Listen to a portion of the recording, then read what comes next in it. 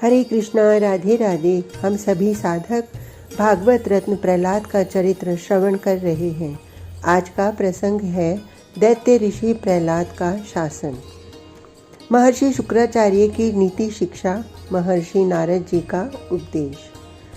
राज सिंहासन पर बैठने के साथ ही दैत्य ऋषि प्रहलाद ने जिस संयम और नियम के साथ शासन सूत्र को चलाया वह परम भागवत प्रहलाद के अनुरूप ही था।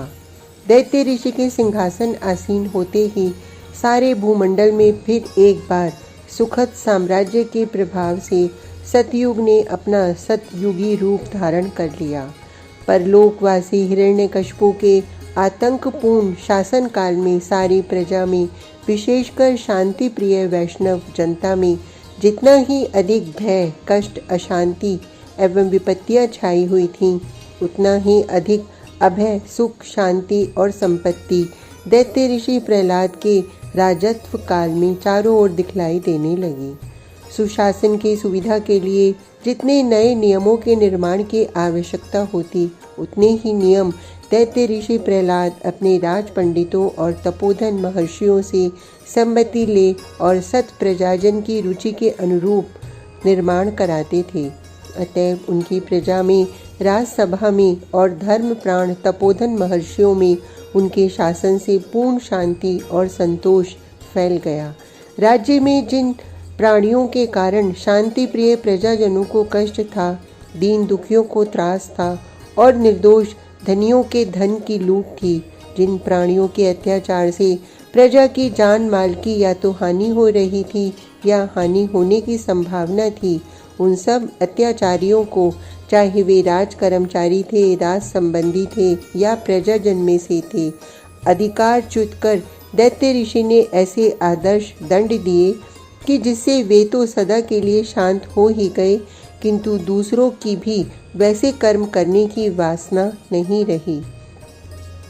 दैत्य ऋषि प्रहलाद के शासन काल में चारों वर्ण और चारों आश्रम के धर्मों का ऐसा सुंदर पालन होने लगा कि बहुत ही थोड़े काल में उनके पिता के समय की धर्म एवं धनहीन प्रजा धर्म प्राण एवं सर्वतोभाव से समृद्धिशालिनी बन गई। जैसे पिता अपने पुत्र की भलाई के लिए सोते जागते रात दिन चिंतित रहता है और उसके लिए नित्य नए नए उपाय किया करता है, ठीक उसी प्रकार दैत्य ऋषि प्रहलाद भी पुत्र समान अपनी प्रजा की भलाई में लगे रहने लगे।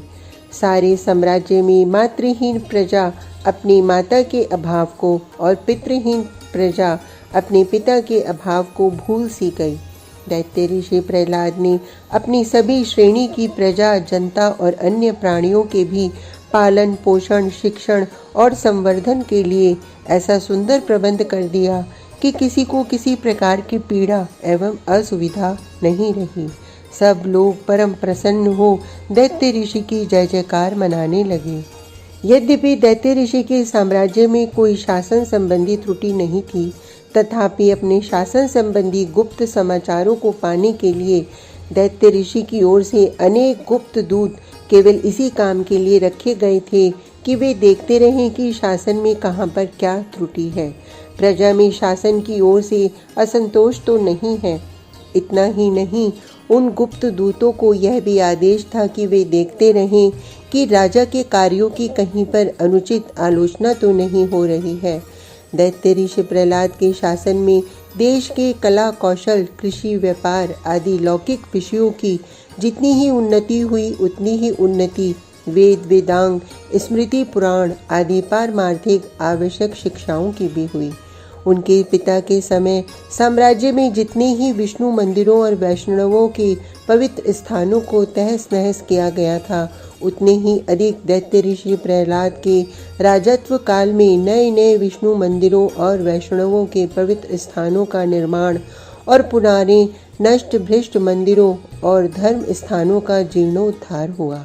इसमें संदेह नहीं कि निष्काम हृदय दैत्य ऋषि प्रहलाद को राजकाज में रात दिन लिप्त देखकर कुछ मंदमती लोग मन ही मन कहते, जब तक प्रहलाद के हाथ में राज्याधिकार नहीं था, तब तक तो ये बड़े बड़े त्याग की बातें करते थे, और राजपाट को संसार का कठिन बंधन बताया करते थे, किंतु जब से स्वयं सम्राट हुए हैं तब से वे वेदांत और भक्ति की बातें, वे त्याग के उपदेश और वे मोक्ष की महिमा हवा हो गई और राजपाट में स्वयं ही ऐसे चिपट गए जैसे मीठी वस्तुओं में चींटे चिपट जाते हैं और जीते जी छोड़ना नहीं चाहते।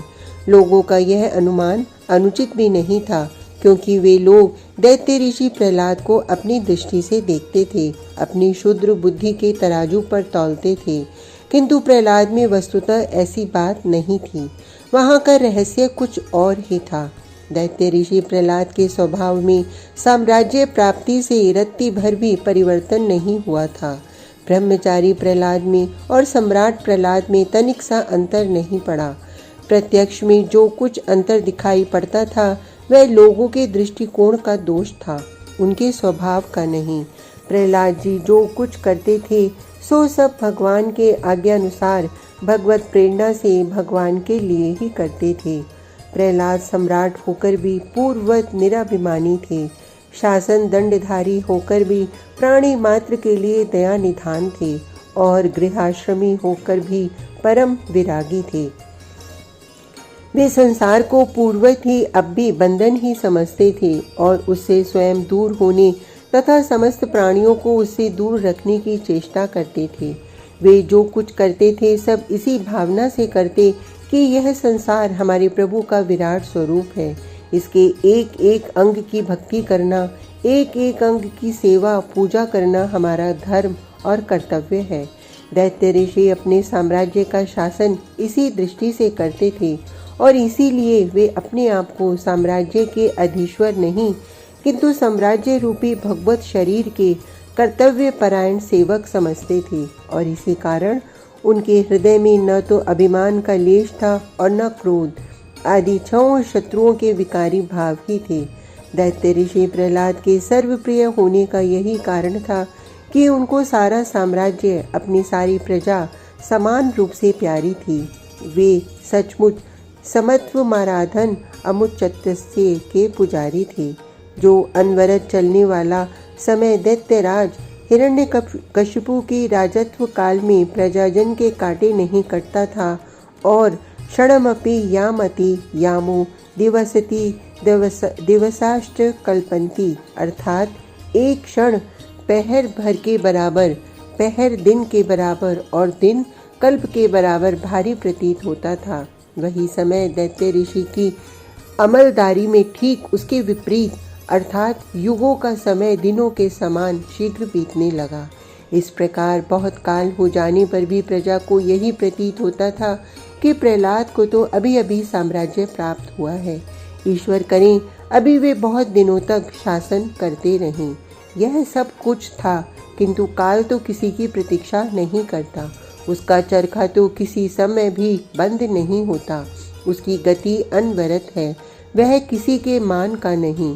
धीरे धीरे दैत्य ऋषि प्रहलाद को अपने गृहस्थ जीवन का भी आनंद मिलने लगा और पुत्र पौत्रादि के सुख का भी समय आ गया।